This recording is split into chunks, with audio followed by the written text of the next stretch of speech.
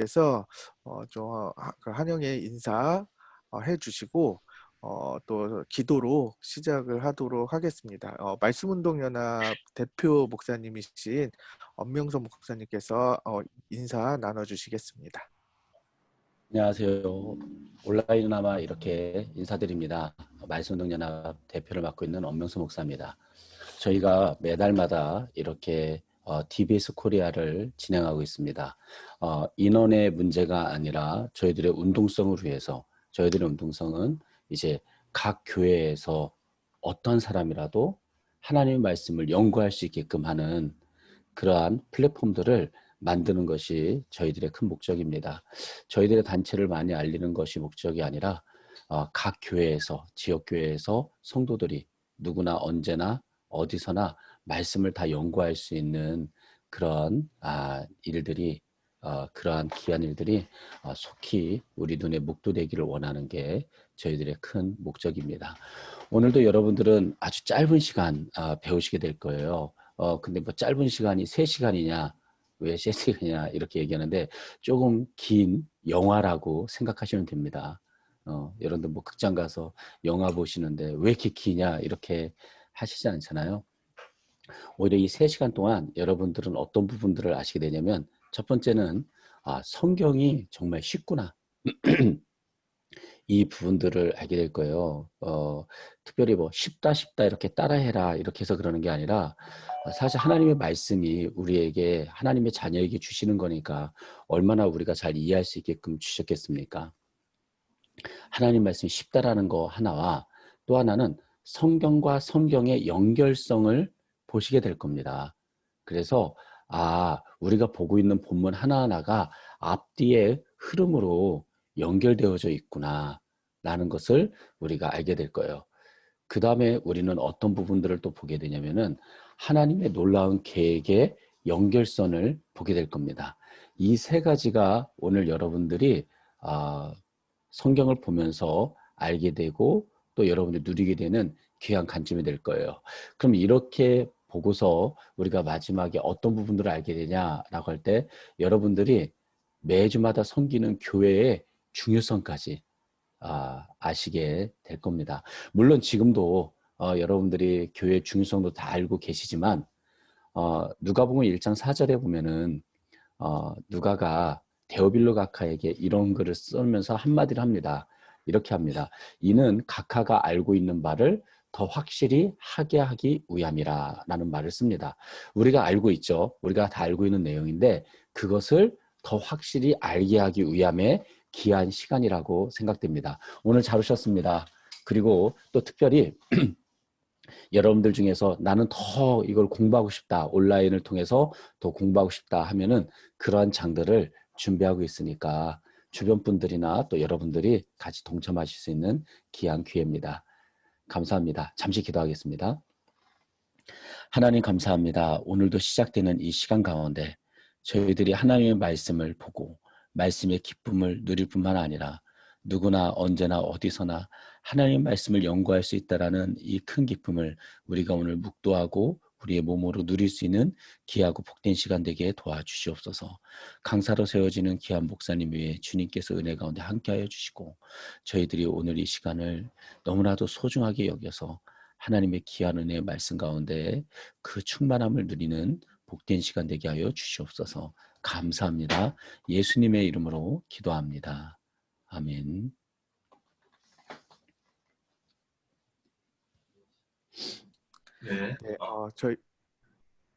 네, 저희 대표 목사님께서 이렇게 인사해 주셨는데요. 우리 좀 다 같이 한영의 박수로 인사를 좀 하도록 하겠습니다.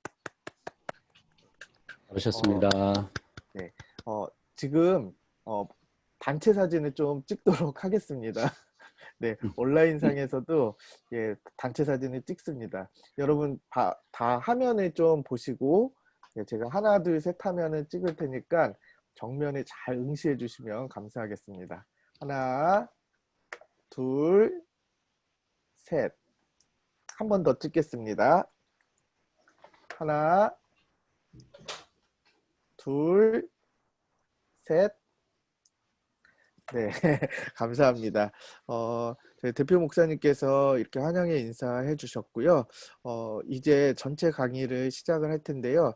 전체 강의는 말씀운동 연합의 총무 목사님이신 우리 정현준 목사님께서 진행을 해 주십니다. 그래서 이후부터는 우리 정현준 목사님께서 진행을 해 주시겠습니다. 네, 반갑습니다. 우리 대표님 감사드리고요.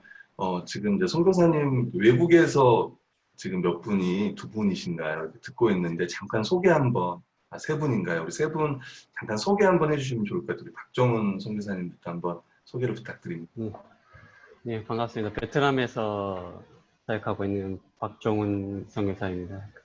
저희도 해외에서 있다가 저희 한교회 같이 섬기고 있는데 김혜림 목사님이랑 응원치레 선교사도 같이 있는데 저희들도 이제 이런 그 사역자들끼리 말씀 저희 아톨레나 이런 모임들을 원리 모임 같은 모임들을 저희들도 했으면 좋겠다 이런 생각을 나누고 기도하고 있던 가운데 이번에 이런 기회가 있어가지고 한번 참가해서 같이 들어보자 해서 저희가 이렇게 한번 방법론도 배우고 이제 저희를 또 나중에 저희들끼리 이제 사역자들 간에 먼저 이렇게 말씀 연구 모임을 가지고 또 현지 사역 나중에 또 저희가 더 잘 되면 이제 현지 사역자들과도 함께하는 그런 시간을 가지려고 기도하고 이렇게 준비한 과정 중에 이번에 참여하게 되었습니다.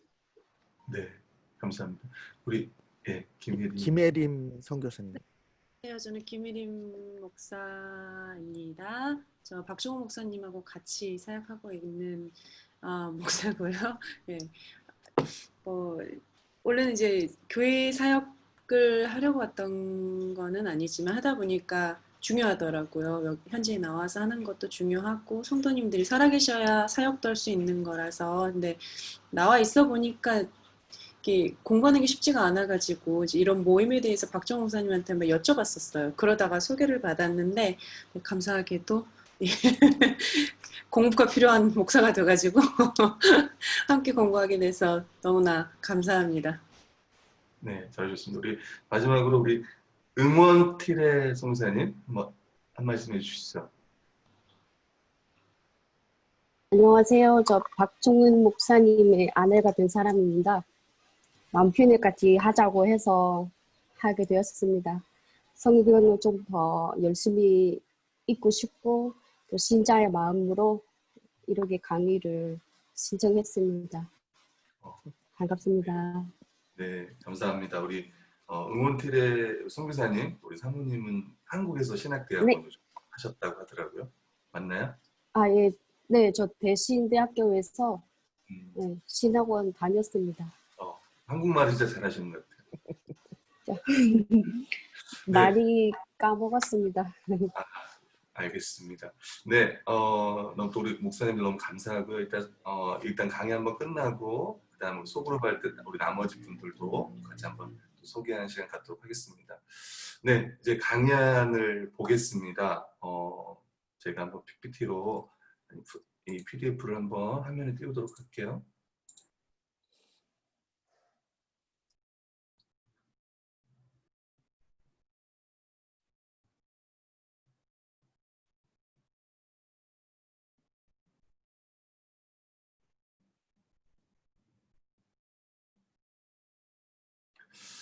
네, 우리 첫 번째 좀 살펴보면요.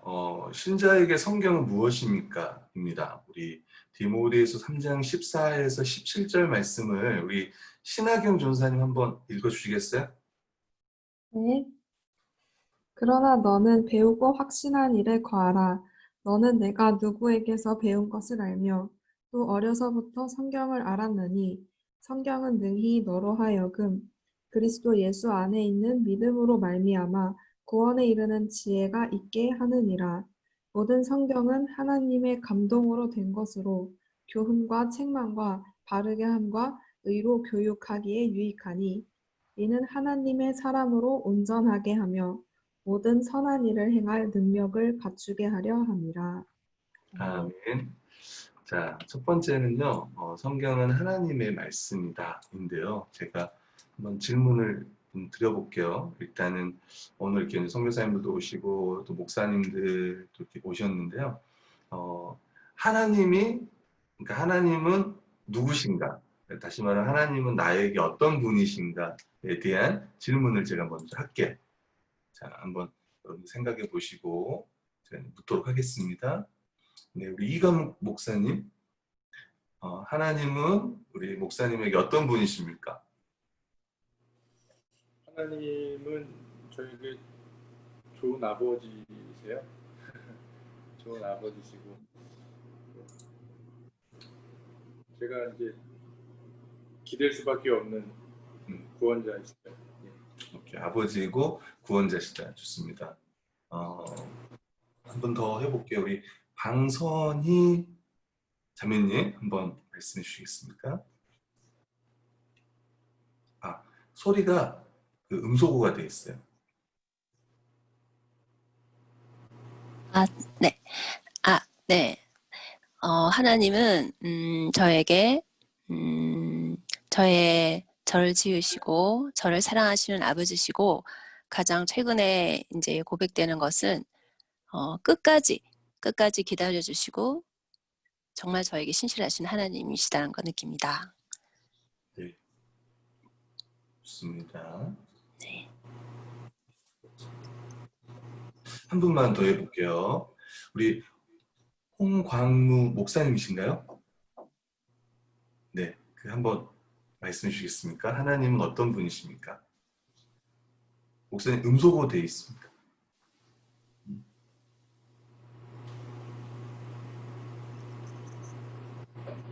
예, 들리는가요? 네, 잘 들립니다. 예.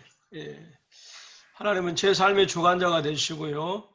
모든 것을 철저하게 인도하시는 하나님이십니다. 네, 좋습니다. 이렇게 물었던 거는 이제 우리 또 여기 계신 분들이 또 가서 또 가르칠 때 도움이 되었으면 하고요. 먼저 이제 이렇게 질문을 해요. 그러면서 성경이 하나님의 말씀인데 바로 여러분들이 고백했던 그분의 말씀이다. 아버지가 되시고 신실하시며 우리를 또 선하게 인도하시는 하나님, 구원자, 또 주관자, 또 뭐 거룩하신 분이시고 말씀으로 계시하는 분이고 이런 분의 말씀이기 때문에 나에게 이런 하나님이시기 때문에 우리가 성경을 보는 것은 연구하는 것은 너무나 당연하다. 이제 이렇게 봐야 될 거예요. 성경 연구해야 되는 이유가 많지만 성경이 하나님의 말씀이다. 내가 고백했던 그분의 말씀이다. 요거 하나로 성경 연구하기 충분한 거예요. 성경을 연구해야 될 이유로서 충분한 이유. 가장 큰 이유. 누가 왜 성경 봐? 왜 성경 연구해? 이렇게 묻는다면 우리는 성경은 하나님의 말씀이잖아. 여기 안에 다 들어가 있는 거죠. 자, 디모데후서 3장 16절 보면 모든 성경은 하나님의 감동으로 되었습니다. 그러니까 성령의 감동으로 또 성령의 감동하신 분에 의해 성경은 쓰여진 거예요. 그래서 하나님의 말씀인 거예요. 인간의 저자가 썼지만 하나님께 받아 말한 거기 때문에 성령의 감동하심을 받은 사람들이 하나님께 받아 말한 것이다. 그게 이제 글로 쓰여진 게 성경인 거죠. 자, 두 번째는 성경은 믿음을 갖게 함으로 구원에 이르게 합니다. 우리 디모데후서 3장 15절 보면 또 어려서부터 성경을 알았나니 성경은 능히 너로 하여금 그리스도 예수 안에 믿음으로 구원에 이르는 지혜가 있다. 왜 성경에 구원에 이르는 지혜가 있냐면 여러분 성경을 통해 우리가 누구를 아냐면 예수 그리스도를 압니다. 그리스도 안에서 행하신 하나님의 구원 역사를 우린 들어요. 그때 성령께서 역사하셔서 우리가 믿음을 갖게 됩니다. 여러분 성경을 많이 본다고 해서 우리가 구원을 받을 수 있냐? 사실 구원받을 확률이 높죠. 그러나 성경을 그리스도 중심적으로 보지 않으면 사실은 구원 얻기는 어렵지 않을까요? 네, 우리가 잘 알다시피 어렸을 때부터 우리가 신약 성경은 뭐죠? 오실 예수님, 신약은 오신 예수님에서 오실 예수님. 그래서 성경의 주제가 우리가 예수 그리스도라는 거를 그 누구보다 잘 알 거예요. 예수 그리스도 안에 있는 믿음으로 말미암아, 다시 말하면 예수 그리스도를 믿음으로 말미암아 우리가 구원을 얻는다는 거예요. 자, 우리 로마 10장 17절을 보면 그러므로 믿음은 들음에서 나고 들음은 그리스도의 말씀으로 말미암느니라. 그리스도의 말씀을 들어야 또 그리스도에 대한 계시를 들어야 우리가 구원을 받을 수 있습니다. 세 번째는요. 성경으로 온전해지며 거룩해집니다. 우리 디모데 3장 16, 17절 말씀인데 이 말씀을 저도 어렸을 때부터 암송했던 말씀인데 너무 중요한 말씀이에요. 자, 이 말씀을 한번 암송해 보시겠어요? 모든 성경은 하나님의 감동으로 된 것으로 교훈과 책망과 바르게 함과 의로 교육하게 유익하니 이는 하나님의 사람으로 온전하게 하며 모든 선한 일을 행할 능력을 갖추게 하려 합니다. 자, 다 외우셨나요? 자, 뭐 우리 목사님 정도는 뭐 이 정도는 뭐 기본일 것 같은데, 그죠? 자, 대표로 한번 우리 박정훈 선교사님이 베트남에 계실 박정훈 선교사님 한번 암송해 주시겠습니다. 모든 성경은 하나님의 감동으로 된 것으로 교훈과 책망과 바르게 함과 의로 교육하기에 유익한 이는 하나님의 사람으로 온전하게 하며 모든 선한 일을 행할 능력을 갖추게 하려 합니다. 아멘. 아멘. 아멘. 자, 제가 좀 설명해 볼게요. 이게 성경을 연구하는 나고 이게 성경입니다. 나는 어떤 나냐면 죄성을 가지고 있는 나고요.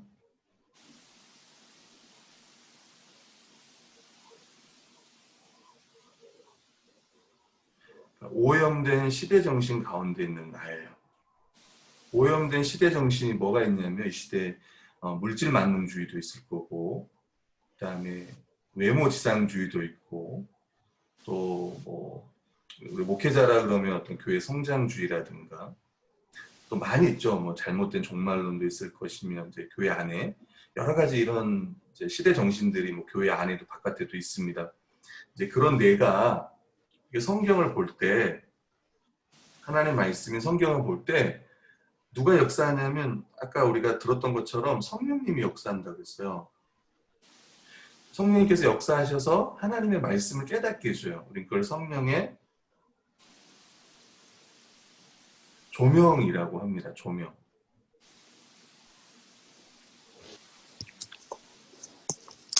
일루미네이션이라고 해요. 말씀을 깨닫게 해줘요. 성령께서 비춰주셔서 뿐만 아니라 그 말씀대로 살아가게 해줘요. 성령님께서. 우린 그걸 성령의 성화의 역사라고 해요.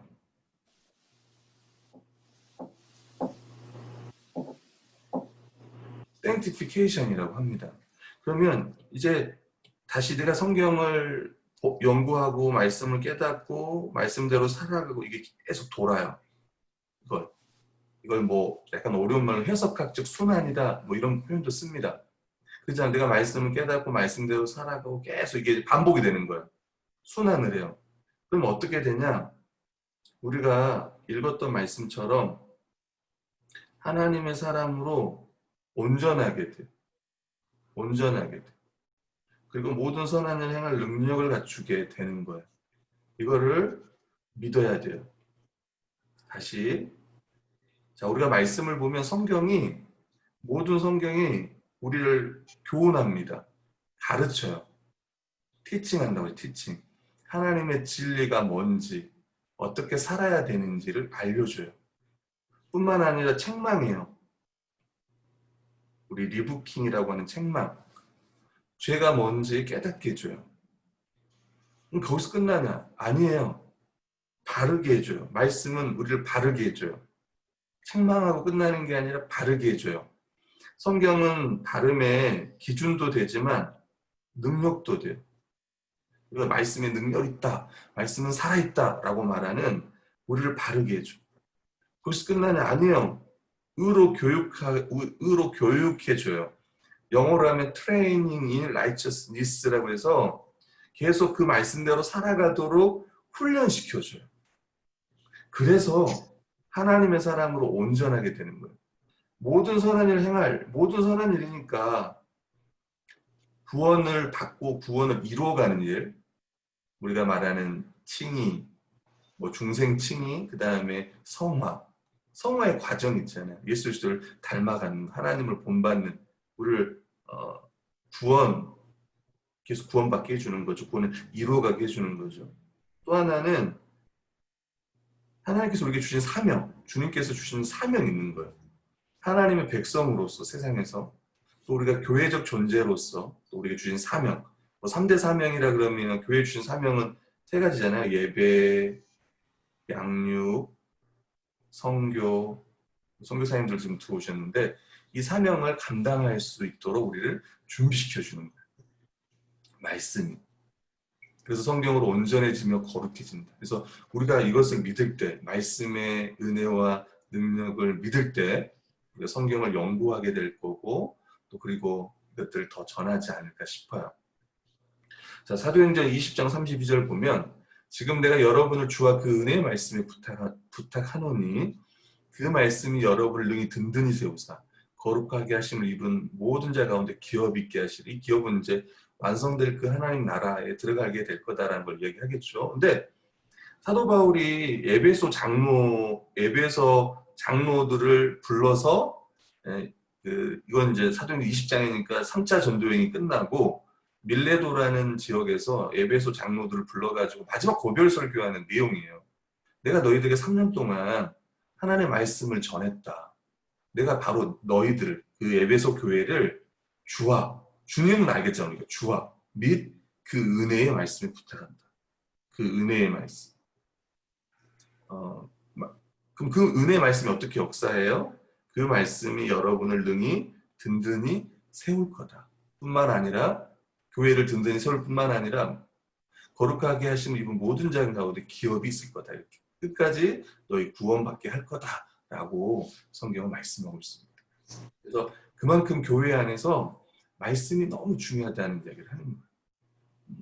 다른 것보다도 우리 여기에 전심 전력을 다 해야 될 것입니다. 목회자뿐만 아니라 우리 성도들도. 그래서 4번째가 그러므로 신자는 성경을 배우며 확신하며 그 안에 거해야 된다라고 얘기해요. 우리 디모데 3장 14절. 그러나 너는 배우고 확실한 일에 거하라. 성경을 배워야 됩니다. 그죠? 그리고 확신해야 돼요.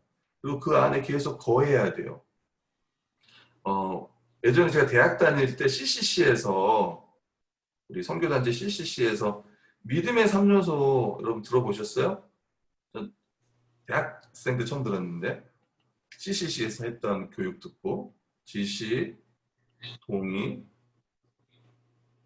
신뢰 아시죠? 이거를 우리가 라틴어로 하면 노티티아라고 하고 동의를 아센수스라고 그러고 신뢰를 피두키아라고 이렇게 하잖아요. 키아? 지식, 동의, 신뢰라고 해요. 지식이나 말 그대로 성경에 대한 지식이겠죠. 그러니까 동의라는 걸 사실로 받아들이는가. 그리고 신뢰는 그것을 의지하여 사는가. 다시 말하면 보세요. 배우라는 게 뭐겠어요? 지식이지 않겠어요? 여러분 66권을 배우셔야 돼요. 성경 66권을. 그래서 제가 청년들한테 강의할 때는 항상 성경의 한 3분의 1 정도 연구한 형제 자매를 만나라 이런 얘기를 많이 해요. 이미 저희들은 결혼했으니까 어쩔 수 없지만 그 다음에 확신해. 배운 걸 확신하는 거예요. 그리고 그 안에 계속 거하는 거예요. 확신하다는 게 이제 동의한, 그리고 거하는 거, 신뢰한. 그래서 성경 연구가 중요하다를 말씀드리고 싶어요. 그럼 어떻게 우리가 날마다 은혜 가운데 살 수 있겠느냐? 바로 날마다 하나님 말씀을 보는 거죠. 내가 배웠던 거, 내가 확신했던 것도 날마다 기억하는 거죠. 이거를 이제 원어에서는 보면 그 원어, 우리 헬라 원어를 보면 이렇게 돼요. 쉬데메네, 그러니까 너는 그러나 거하라. 배웠고 확신했던 것에. 이게 원어 순이에요. 강조하고 있어요. 너는. 그러나 너는. 디모데 너만은. 여러분 당시 이 디모데가 목회하던 그 에베소 교회 상황이 만만치가 않습니다. 1장 15절이었나요? 읽어보시면 아시아에 있는 모든 사람이 나를 떠났다 그래요. 사도 바울. 나를 떠났다. 배교의 역사가 일어난 거고 2장에 보면 이제 거짓 선생들이 일어나면서 부활이 이미 지나갔다.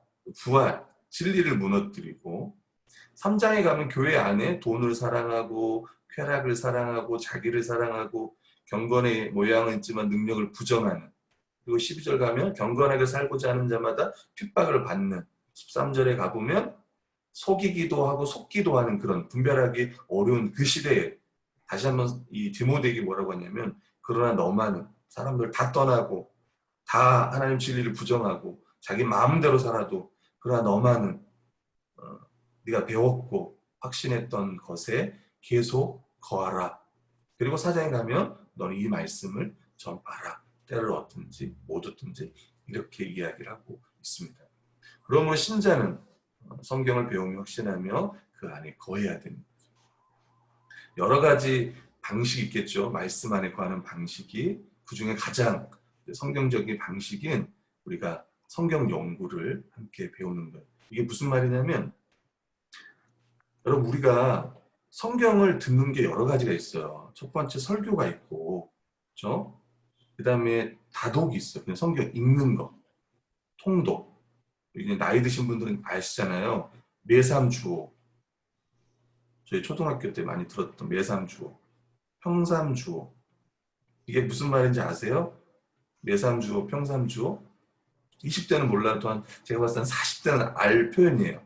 매일 3장, 주일날 5장. 평일날 3장, 주일날 5장. 성경 그러면 일독한다라는 운동도 우리나라에 있었어요. 저 초등학교 때, 중학교 때. 다독. 그 다음에 큐티. 제일 중요한 건 설교예요, 여러분. 왜냐하면 말씀이 가장 말씀답게 선포되는 건 설교예요. 그러니까 설교가 선포되면 아멘을 해요. 하나님의 말씀이 선포되면 교회 모든 성도들이 함께 들으면서 아멘해. 근데 이제 문제는 일주일에 이제 성도들이 다 모이는 게 주일 오전이고, 그리고 이제 설교 시간도 점점 짧아지고, 그러다 보니까 설교만으로는 부족한 거예요. 제일 중요하지만. 옛날에는 공예배 그러면 뭐 수요예배, 금요예배, 주일 오전, 주일 오후 이게 공예배의 개념이었다면 오늘날에는 주일 오전인데 주일 오전에 설교가 좀 짧아지기 때문에 그거 가지고는 사실 일주일을 사는 게 약간 버겁지 않겠나 싶어요. 그 다음에 다독. 다독은 이제 성경 전체를 보면서 하나님의 말씀 원지를 보는 건데 그냥 이걸 만약에 많이 읽는 걸로만 한다면 몇 장 읽었어요? 전 10장 읽었어요. 100장 읽었어요. 하지만 내용을 모른다면 그 문제가 있겠죠. 그리고 이제 그 다음 나온 게 이런 한계들을 극복하기 위해서 나온 게 큐티예요. 큐티. 여러분 70년대, 80년대 우리나라에 큐티가 들어왔을 때 대단했대요. 성도를 둘로 나누는 거예요. 큐티하는 성도, 큐티하지 않는 성도. 그리고 며칠 큐티했니? 또 큐티한 걸 가지고 나눠보자. 이런 표현들. 메일을 보고 적용할 수 있다는 큐티의 장점이 있습니다. 근데 이제 큐티의 가장 큰 단점은 주관성이라는 거예요. 성경 전체가 무엇을 말하는지에 대한 관심보다는 그렇게 보는 분도 있지만 오늘 내가 말씀을 통해 내가 받은 말씀, 내가 깨달은 말씀이 중요한 거예요. 그걸 우리는 주관성이라고 이야기해요. 성경 전체가 무엇을 말하느냐보다는 내게 은혜가 왔던 거. 이런 부분들을 이제 주목해서 보는 거죠. 그래서 이런 이제 큐티의 한계, 장점도 많지만 이런 한계를 극복하기 위해서 이제 하려고 하는 게 오늘 이 시간에 배우는 게 뭐냐면 성경 연구라는 거예요. 성경을 객관적으로 전체가 말하는 바가 무엇인지를 보려고 하는 이런 자세, 이런 운동, 태도가 성경 연구라는 거 한번 여러분 기억해 주셨으면 좋겠습니다. 자, 넘어가 볼게요. 첫 번째예요. 자, 두 번째는요. 성경 연구를 막는 두 가지 오해를 좀 생각해 보면 첫 번째는요. 그냥 읽으면 되지 연구까지 해야 하나요? 라고 이제 질문하는 분들이 있어요. 그냥 읽으면 되지 연구까지 해야 되냐. 근데 첫 번째는 진지하게 살피는 연구가 필요합니다. 자, 연구라는 말은 굉장한 학문성을 의미하지 않고 성경 본문의 내용을 충실히 살피는 읽기 자세를 말하는 거예요. 두 번째, 세 번째, 성경은 문맥에 맞게 그리고 전체 내용을 골고루 살피면서 읽어야 합니다. 자, 제가 이제 질문을 할 거예요. 답할 준비를 한번 해보세요. 자, 질문 갑니다.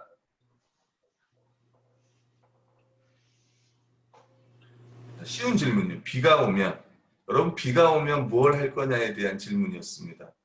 자, 우리 이강목 목사님, 비가 오면 뭐 하시겠어요? 우산 들고 나가야죠. 네, 우산을 들고 나갑니다. 네, 좋습니다. 우리 그 다음에 신하경 전사님, 비가 오면 음소거가 돼 있어요.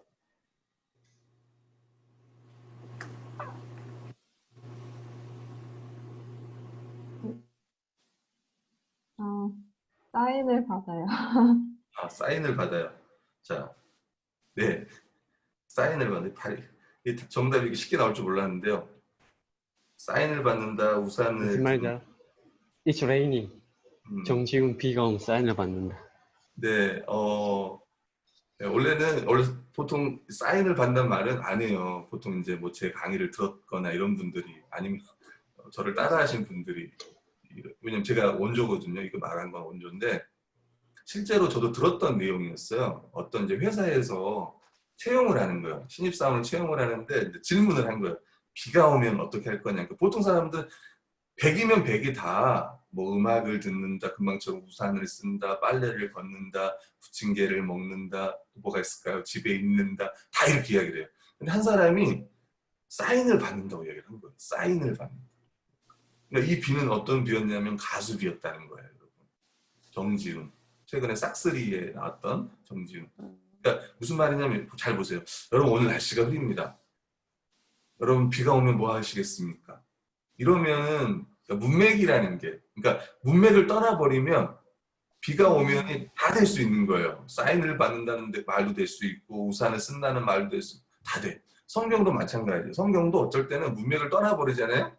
그러면은 우리 이단들이 하는 것처럼 어떤 딱 절 가지고 다 얘기를 하는 거예요. 전체는 그걸 말하지 않는데 그거 가지고 얘기를 하는 거예요. 그래서 성경 연구라는 거는 어찌 보면 문맥에 맞게 그리고 성경 전체의 내용을 골고루 살피면서 읽는 거예요. 이게 이제 큐티와의 약간 차이점이 될 수 있겠죠. 뭐 약간도 될 수 있고 많이도 될 수 있고 그 부분을 좀 다시 그러려면 연구를 해야 되는 거예요. 그러니까 전체를 읽어야 되는 거죠. 어떤 부분만 읽는 게 아니라. 자, 두 번째는요. 성경은 너무 어렵지 않나요? 라고 말하는데 성경은 쉽다라는 거예요. 자, 성경은 하나님이 사랑하시는 자녀인 우리에게 주신 선물이에요. 성경은 어렵다는 생각이 도리어 성경 연구를 어렵게 보도록 만듭니다. 여러분 종교개혁에서 유산이 있다면 그건 뭐냐면 성경의 명료성을 이야기한 거예요. 성경의 명료성. 무슨 말이냐면 글을 아는 누구라도 기본 메시지를 알 수 있을 정도로 성경은 쉽다라고 이야기를 했습니다. 제가 한 게 아니고 종교개혁가들이 16세기에 그렇게 이야기를 한 거예요. 그래서 이제 성경을 자국어로 번역하기 시작한 거예요. 여러분 당시의 성경은 라틴어로 되어 있었습니다. 여러분 어느 정도 사람들이 라틴어를 모르냐면 100명이 있다면은 그 중에 한 명이 알아요. 사제들이 라틴어로 설교를 하면 한 명이 알아먹어요. 제가 한번 해볼게요. 제가 아는 라틴어 단어 몇 가지만 써볼게요. 아까 썼지만 노티티아, 아센수스, 피두시아, 솔라피데, 솔라스크립투라, 토타스크립투라, 솔리데오 그로리아. 자, 제가 무슨 말 했습니까? 혹시 다 알아들었습니까? 지금 말한 거는 제가 쉬운 것만 이야기했어요. 솔리데오 그로리아, 오직 하나님께 영광. 그렇죠? 뭐 까르페 디엠, 날들을 잡아라. 이 정도는 이제 우리가 일반 쓰는 말입니다. 솔라 스크립투라, 오직 성경으로. 솔라 피데, 오직 믿음. 근데 이거 단어 몇 개 쓴 거잖아요. 근데 문장으로 설교를 한다고 해보세요. 이거 라틴어로. 그러니까 그 당시 우리 중세 시대가 어둡다, 어두운 시대다라고 얘기한 게 이제 그런 거예요. 사제들이 이렇게 라틴어로 설교해도 못 알아먹습니다. 성도들은. 그래서 이제 그 당시 루터라든가 또 이제 루터는 독일어로 성경을 번역했고 독일 문학가에서도 손꼽히는 인물이고 성경을 영어로 번역했던 사람이 있습니다. 아주 귀한 분이죠. 윌리엄 틴데일이라는 분이에요. 그분이 처음에 성경을 영어로 번역하려고 할 때 많은 사람들이 말렸습니다. 이렇게 이야기했어요. 성경이 번역되면 온갖 이단과 잡설들이 횡행하게 될 거다라고 이야기해요. 그때 틴데일이 뭐라고 하냐면 당신 사제들보다 저 밭을 가는 농부 소년이 저 영국의 10대들이 당신들보다 사제들보다 하나님의 말씀을 더 많이 알 날이 올 것이요 라고 하면서 성경을 번역을 해요. 신약 성경을. 근데 자국에서 번역을 못해요. 영국에서. 유럽으로 건너갑니다. 1556년이었나요? 그때 루터의 아마 도움을 받았을 거예요. 그래서 성경을 신약 성경을 번역해요. 영어로. 그리고 그 번역된 성경을요. 영국으로 보내요. 배에다 실어가지고 6,000부를 보냅니다. 근데 이걸 사제들이 알아요. 그래서 그걸 다 샀어요. 그리고 불로 다 태워버렸습니다. 6,000부를. 그리고 이렇게 이제 그들은 끝났다고 생각을 한 거예요. 이제 성경 끝났지. 번역은 끝났을 거야. 근데 그 돈으로 루터는 더 많은 책을 찍어내요. 성경을. 그리고 이제 성경을 번역했다는 죄로 루터가 감옥에 들어갑니다. 감옥에서 한 일은 뭐냐면 이제 신약을 번역했으니까 이제 구약을 번역하는 거예요. 그래서 히브리어 사전들을 가지고 와서 번역을 시작합니다.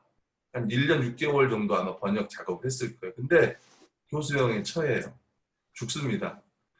마지막 죽기 전에 물어요. 당신의 기도가 마지막 하고 싶은 말이 뭐냐. 물을 때 틴데일이 그런 이야기를 해요. 주여 영국 국왕의 눈을 열어주소서라고 기도를 합니다.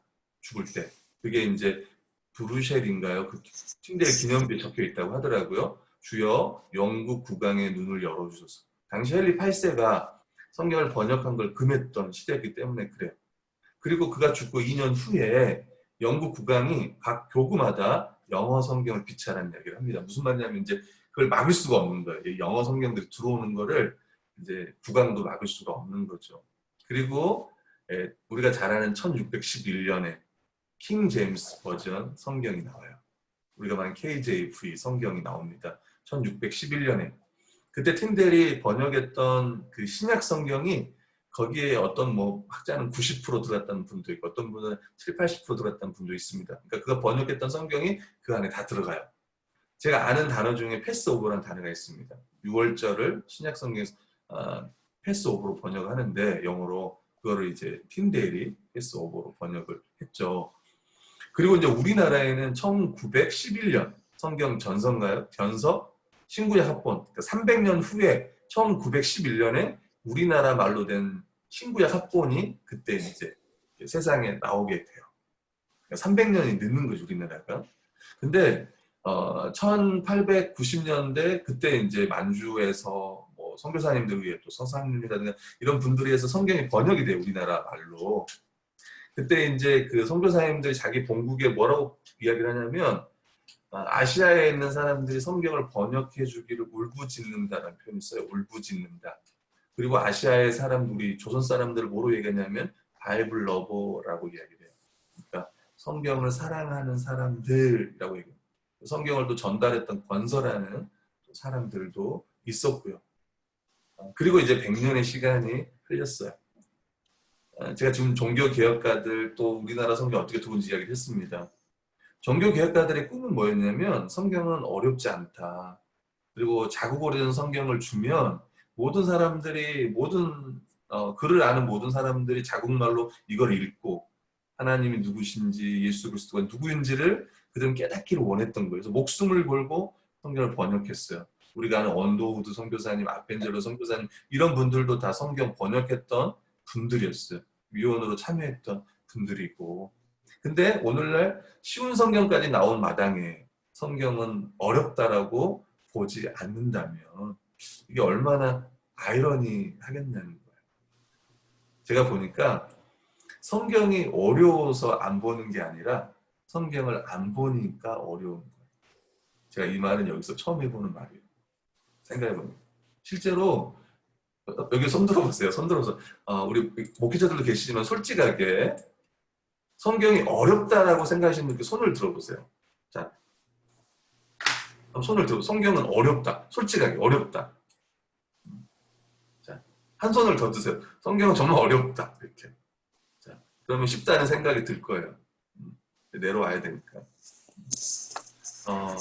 제가 약간 이제 유머처럼 이야기했지만 어렵지 않다. 그러니까 이렇게 이야기하는 건 이렇게 생각해요. 아, 이제 목사님이 이제 성경 연구하게 하려고 쉽다라고 얘기하는구나. 잘 생각해보세요. 여러분도 이제 교회에서 가르칠 때 성경은 쉽다라고 말할 때 성도들이 잘 연구하기 위해서 내가 쉽다라고 말을 해야 되겠구나. 실제로 어려운데 연구하게 하려고. 근데 그게 아니고 성경이 쉽다는 이유를 제가 두 가지 설명했던 거예요. 하나는 뭐냐면 하나님께서 사랑하는 자녀에게 주신 선물이기 때문에 쉽다는 거예요.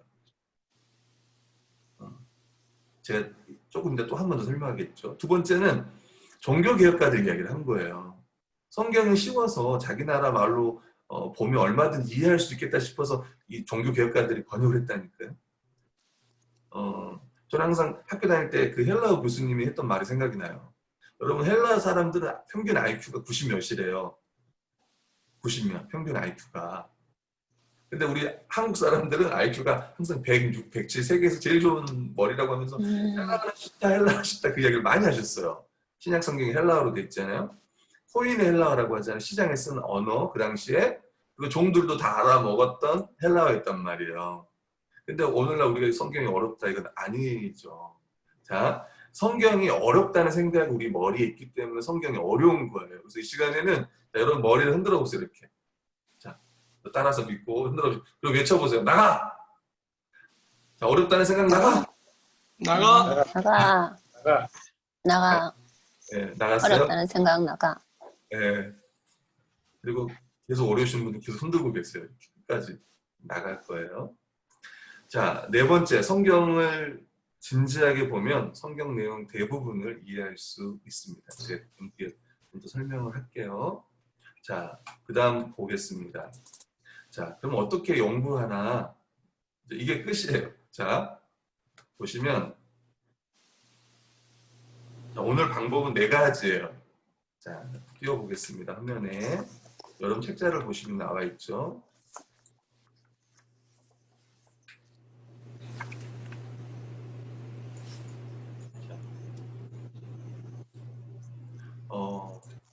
성경을 어떻게 쉽게 연구하나요? 네, 요 네 가지예요. 이게 가장 중요해요. 여러분도 깜짝 놀랐을 거예요. 오늘 엄청난 걸 배울 줄 알았더니 왔더니 뭐야 이거 다 아는 거 아니야? 이렇게 생각할 수 있지만 예, 이게 정말 중요한 겁니다. 앞으로 여러분 이제 더 배우고 싶은 분들은 이제 또 더 배울 수 있어요. 이게 가장 기본이에요. 이게 안 돼서 사실 성경 연구가 어려운 거예요. 아주 쉽습니다. 그러니까 성도들 다 같이 할 수 있어요. 이거 보시면서. 자, 같이 한번 보겠습니다. 네 가지예요. 첫 번째는요. 성경이 쉽다고 얘기하니까 그럼 읽으면 돼요. 쉬우니까. 첫 번째가 자세히 읽는 거고, 두 번째는 자세히 읽으면서 아는 거에 집중하고, 세 번째는 하나님의 은혜를 생각해요. 네 번째는 1, 2, 3, 4로 정리하고 조회. 이게 오늘 방법론이 끝이에요. 끝. 성경 연구 방법론 이제 여기서 이제 뭐 저는 뭐 10주도 가르치고 막 해요. 더. 근데 이게 가장 기초예요. 여기서 이제 방법론들이 관찰, 해석, 적용이 발전을 하는 거예요. 근데 이게 가장 중요한 거예요. 여기 안에 다 들어있어요. 자, 첫 번째, 먼저 성경 본문을 자세히 읽으세요. 두 번째는 자세히 읽으면서 어디에 집중하라? 아는 것. 네. 그 다음 세 번째는 하나님의 은혜를 생각하라. 하나님의 은혜. 내가 무엇을 해야 될지 하지 말아야 될지가 아니라 하나님의 은혜. 네 번째는 아는 것을 적는 거예요. 1, 2, 3, 4로 적는 거, 정리하는 거, 그리고 적용하는 거. 이게 방법론입니다. 쉬운 방법론이에요. 자, 한번 볼게요. 첫 번째, 성경은 쉽기 때문에 읽으면 이해할 수 있다. 그래서 제가 성경 번역본을 좀 이야기를 하고 싶은데, 자, 여러분이 아는 성경 번역본들 쭉 한번 이야기해 주세요. 쉬운 성경. 네, 쉬운 성경. 현대인의 성경. 네, 못 들었습니다. 다시 한 번만요. 현대인의 성경. 좋아요. 현대인 성경. 표준 세번역. 네, 표준 세번역. 개역 한글. 네, 개역 한글, 그 다음에 개역 개정 이렇게 두 개 볼게요. 개역 성경으로. 자, 우리말 성경. 네, 우리말도 있습니다. 쉬운 성경 하셨나? 네, 쉬운 성경 있고요. 현대인도 있고 현대어도 있어요, 여러분. 현대어. 그 다음에 공동 번역도 있고요. 공동 번역. 그렇죠, 공동 번역 있고. 영어로 가볼까요? 영어. 아까 NLT, 예, NLT도 있고요. NIV. 예, NIV. 예? KJV, 킹제임스 버전이요. 예, 여기 있습니다. KJV, 킹제임스 버전 있고요. 그다음에 ESV도 요즘 많이 보죠, 그죠? 그다음에 NASB도 있고 많이 있어요. 그 밖에도 많이 있어요. 근데 이제 제가 이렇게 나눴잖아요. 이렇게 세 개로 나눠요. 버전을 이렇게 세 버전으로 나눠요. 크게. 이제 약간 뭐 학자들마다 다른 부분이 있어요. 예를 들면 자, 좀 설명해 보면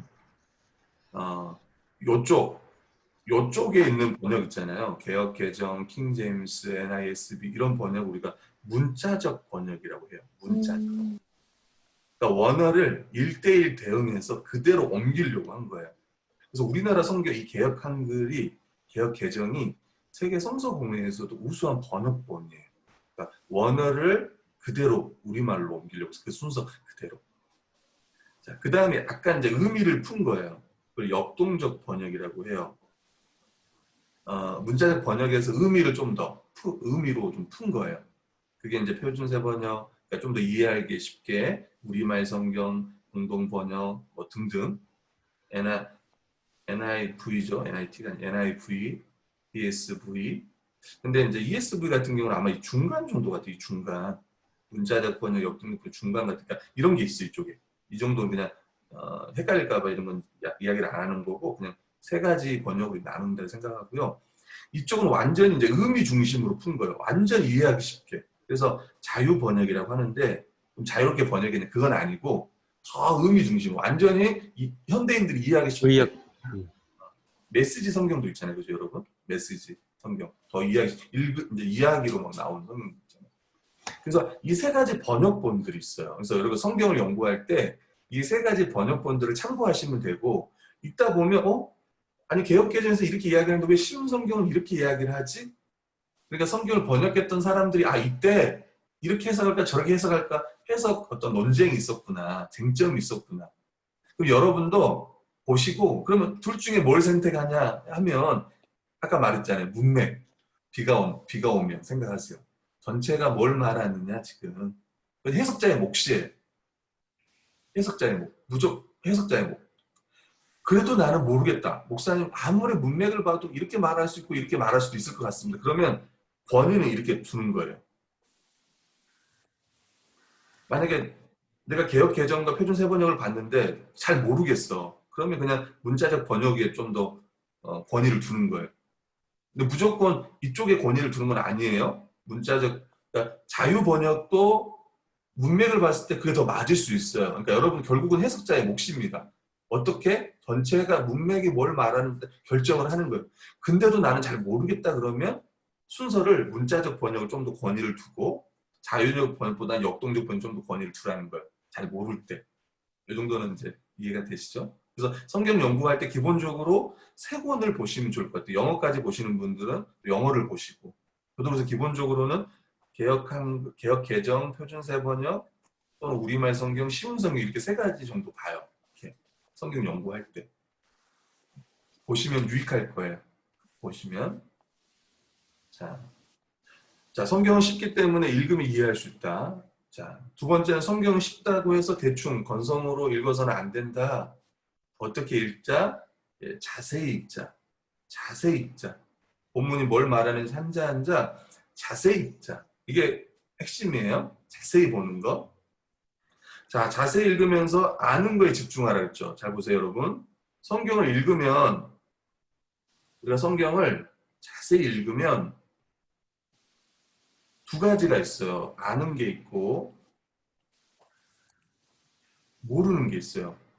아는 게 어느 정도냐면 7, 80%고 모르는 건 20, 30%예요. 그리고 모르는 것 중에도 여기 알아야 되는 게 있고 몰라도 되는 게 있어요. 근데 잘 보시면 성경을 읽으면서 모르는 거에 집중하고 몰라도 되는 거에 집중하면 결론은 뭔지 아세요? 성경은 어렵다가 되는 거예요. 이걸 기억하셔야 돼요.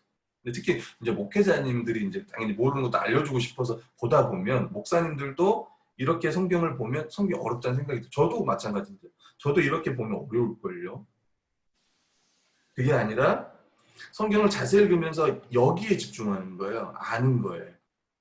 아는 거 7, 80%. 그러면 하나님의 메시지는 다 어디서 나오냐면 여기서 나와요.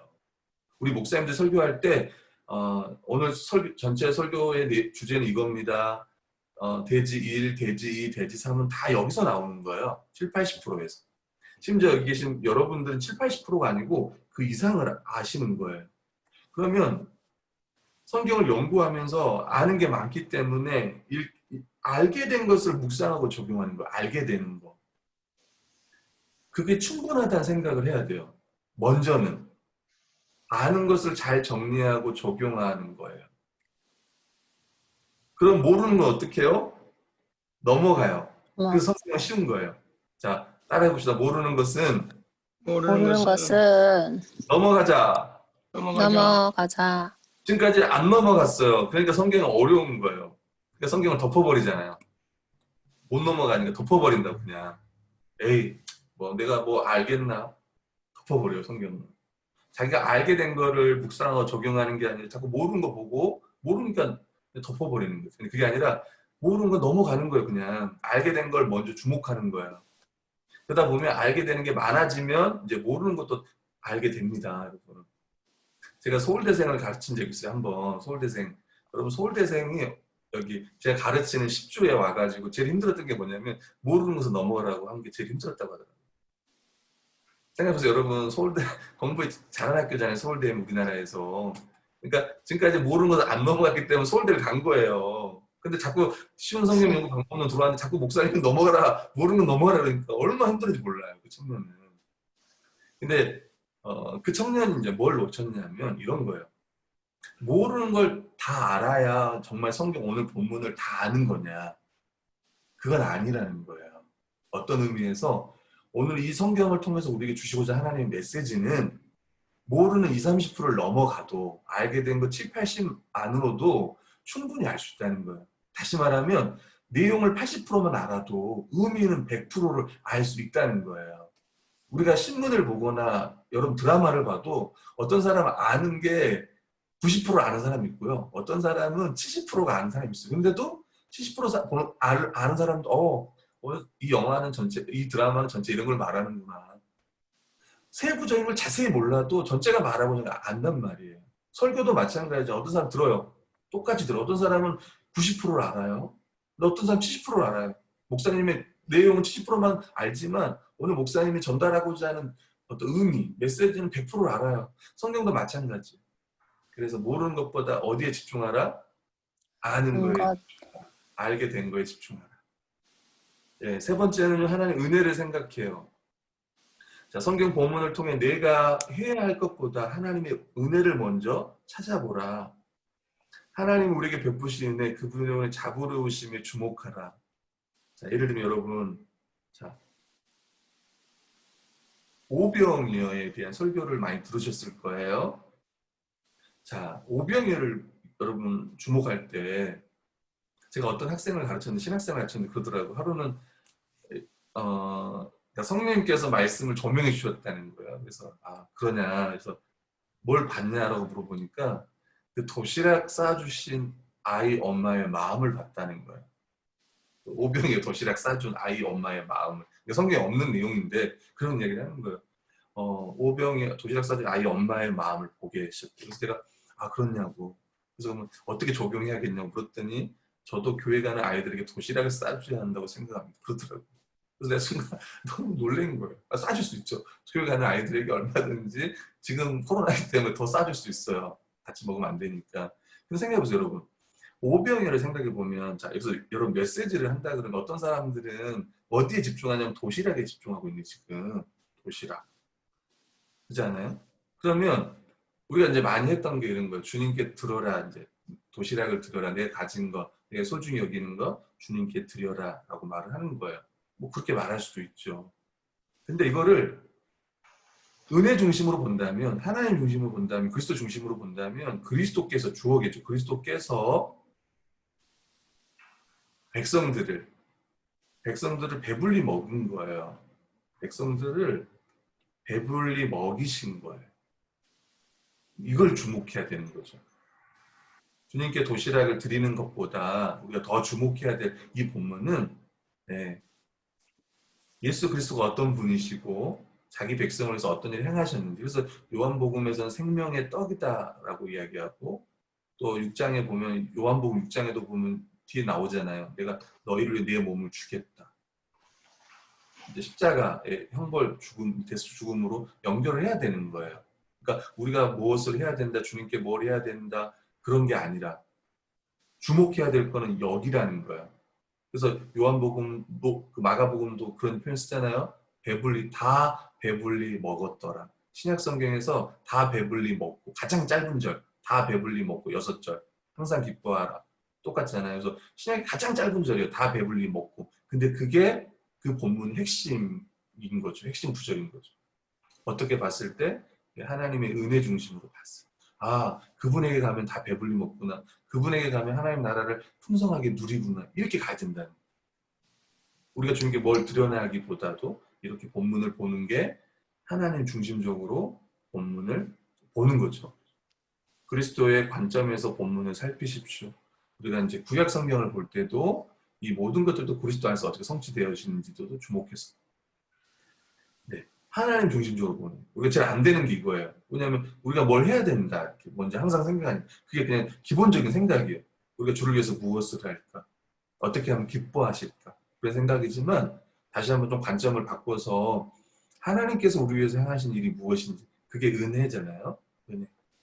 값없이 자격 없는 자에게 값없이 베푸시는 그 하나님의 호의에 대해서 더 생각해 보는 거죠. 그러면 더 성경을 보고 싶지 않을까요? 볼 때마다 하나님 은혜를 더 아니까. 또 그 은혜에 따라 우리가 살아가죠. 예를 들면 이런 거 여러분 보세요. 오늘 성경이 용서하라 그랬어요. 내가 용서하지 않으면 너희도 용서하지 않겠다. 용서하라 그래요. 근데 우리는 항상 생각해요. 하나님께서 우리를 용서하셨다. 하나님께서 우리를 용서하셨다. 우리는 용서받은 자다. 그러므로 우리는 용서해야 된다. 이런 식으로 가야 됩니다. 다시 말하면 은혜. 어떤 은혜를 베푸셨는지, 우리가 어떤 존재인지, 그리고 어떻게 살아야 되는지 순서를 생각해 보는 거예요. 그러니까 용서하라고 이야기한다 그러면 우리가 어떻게 용서를 받았는지, 용서받은 자인지를 이야기를 해야 되는 거예요. 그래서 아, 우리가 이런 존재구나. 이런 은혜를 받았구나. 이렇게 살아갈 수밖에 없구나를 이야기하는 거예요. 또 반대로 하나님께서 우리에게 이런 은혜를 베푸셨어요. 그러면 이 은혜 받은 자에서 마땅히 우리는 용서하며 사랑하며 살아야 된다. 또 이렇게 명령으로 또 가는 거죠. 이렇게도 가고 이렇게도 가고. 좀 기억하시면 될 것 같아요. 마지막 네 번째요. 네 번째는 아는 것을 1, 2, 3, 4로 정리하고 적용하는 거예요. 성경 연구에서 중요한 것은 기록입니다. 여러분, 기록. 정리하는 거예요. 어떤 사람들은 GBS 할 때도 이렇게 팔짱 끼고 있는 사람 있잖아요. 이렇게. 다 알아요, 목사님. 다. 근데 여러분, 시간 지나면 다 기억이 안 남습니다. 오늘 여러분 강의 들었던 분들도 혹시나 정리 안 하신 분들 그때 분명히 성경을 3가지로 분류를 했는데 분명히 아, 문자적 번역은 기억이 나는데 2가지가 번역이 기억이 안 나요. 왜? 안 적었으니까. 지금은 기억나지만 근데 적어놓으면 딱 보면 기억이 나잖아요. 그죠? 그래서 기록이 중요해요. 또 목사님들도 기록을 잘 하시잖아요. 좀, 두 번째는 자세히 읽으면서 알게 된 것을 체계적으로 1, 2, 3, 4로 이제 정리하는 거예요. 자, 오늘 같이 TBS 코리아 오셨어요. 자, 여러분 TBS 코리아 왔는데 어떠세요? 한번 이야기 좀 해주세요. 그러면은 어떤 분들은 아, 예, 오늘 TBS 코리아 와가지고 이래 가지고 너무 좋았습니다. 아, 이런 분도 있고 어떤 분들은 예, 제가 TBS 코리아 왔어요. 제가 좋았던 점을 3가지로 이야기했습니다. 첫 번째, 저는 첫 번째 방법 없는 강의가 너무 명쾌하고 너무 좋았습니다. 두 번째는 TBS 시간이 참 풍성하고 좋았습니다. 세 번째는 이런 거랑 그냥 아무 거 없이 그냥 체계적이지 않고 그냥 말한 거랑 1, 2, 3, 4로 말한 건 달라요. 성경을 볼 때도 1, 2, 3, 4 심지어는 이제 나중에는 여러분들이 지금은 이렇게 정리를 하죠. 1, 2, 3 이렇게 정리를 하지만 좀 시간이 지나면 이렇게 정리를 할 거예요. 이런 식으로. 이런 식으로. 심지어 이게 1수준, 이게 2수준, 이게 3수준 이렇게까지도 정리하는 날이 올 거예요. 3수준까지. 좀 더 가면 4수준. 그래서 더 체계적으로 정리하죠. 지금은 그냥 1, 2, 3, 4로 쭉 보지만 어떤 거는 1의 밑에 넣어야 되고 하이로. 또 하이에 하이로 넣어야 되고 이것들이 이제 체계적으로 정리가 될 거예요. 자, 세 번째는요. 체계적으로 기록하면 오히려 더 잘 정리되고 본문을 다시 한 번 더 분명하게 이해됩니다. 이게 기록의 가치. 들어보세요. 기록의 가치는 기록하면 어떤 일이 있냐면 모호한 게 분명해져요. 말로는 이렇게 하는데 그 말한 걸 적어보세요. 그러면 적다 보면 아, 내가 지금 말하는 게 모호하다는 생각을 해요. 그래서 모호한 게 분명해야 돼요. 기록하다 보면 설교도 마찬가지잖아요. 설교문을 쓰면 모호했던 게 분명해져요. 또 기록을 하다 보면 신기하게도 생각이 넓어져요. 기록하다 보면 막 생각이 나, 다른 게.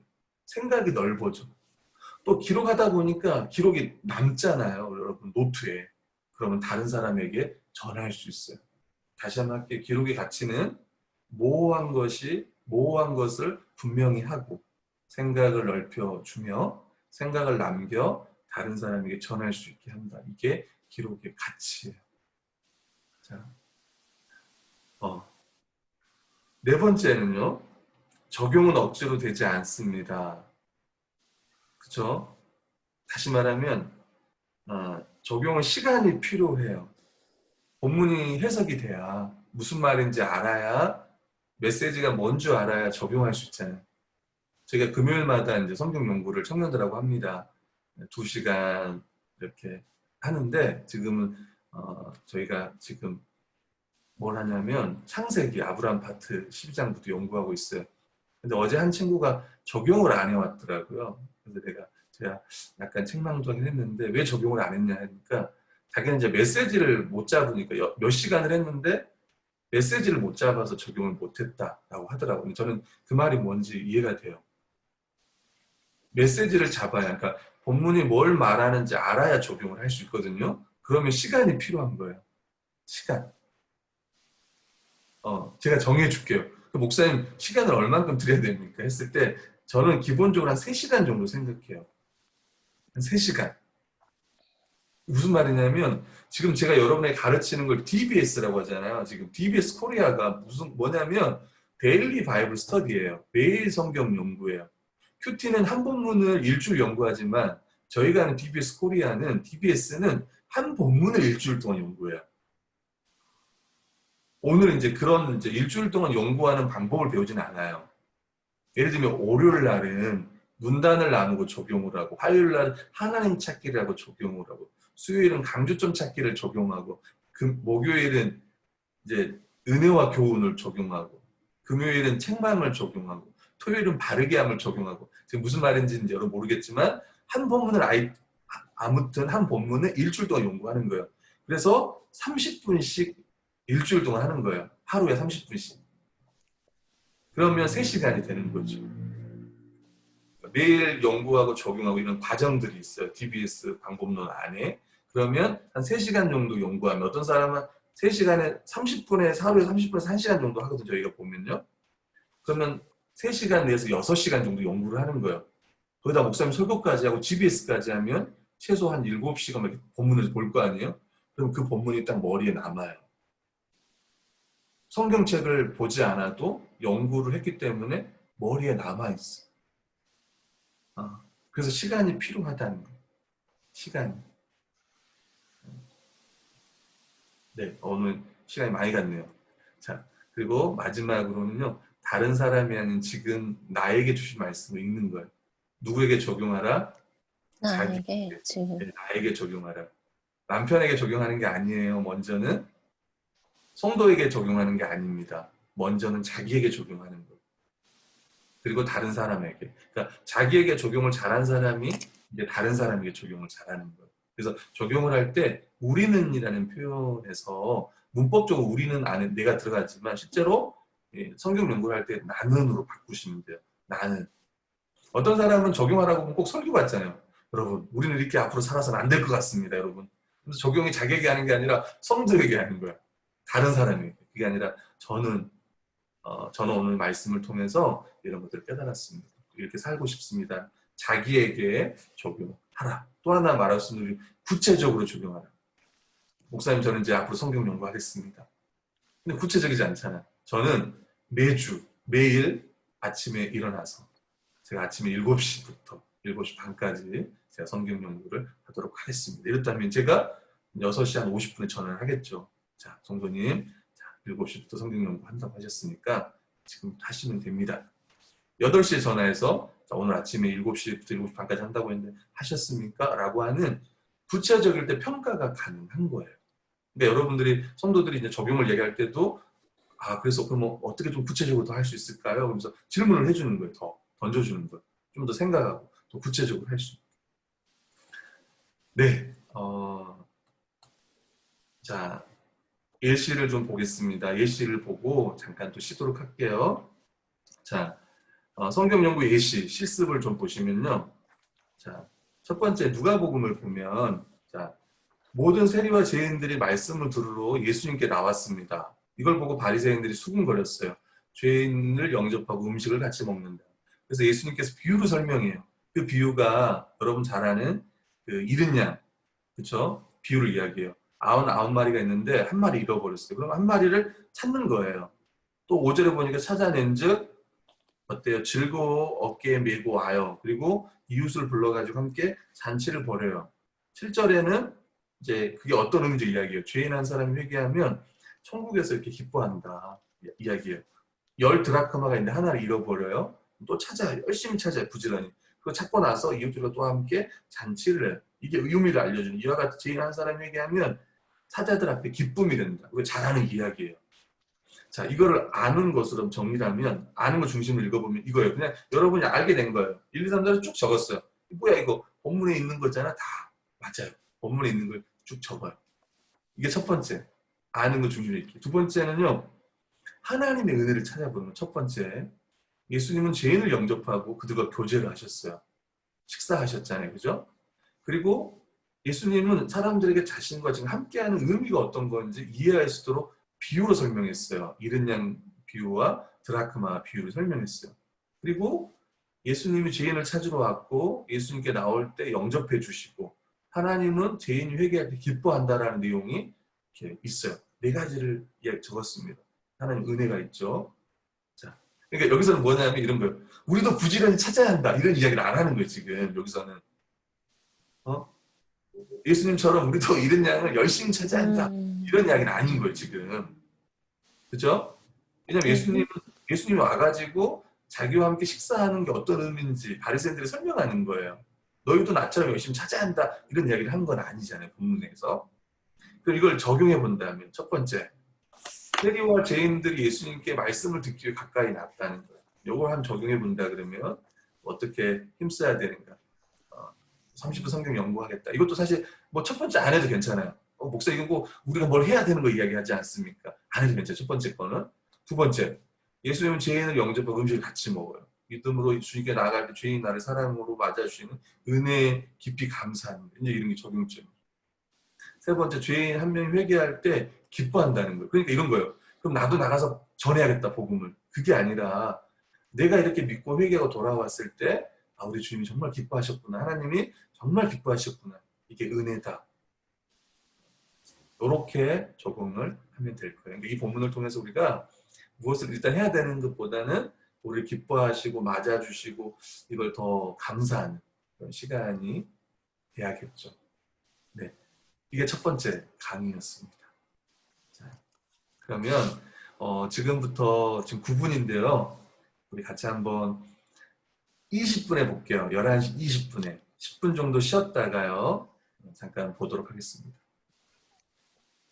네, 강의로 수고해 주신 우리 정현주 목사님께 좀 감사의 박수로 인사를 좀 하도록 하겠습니다.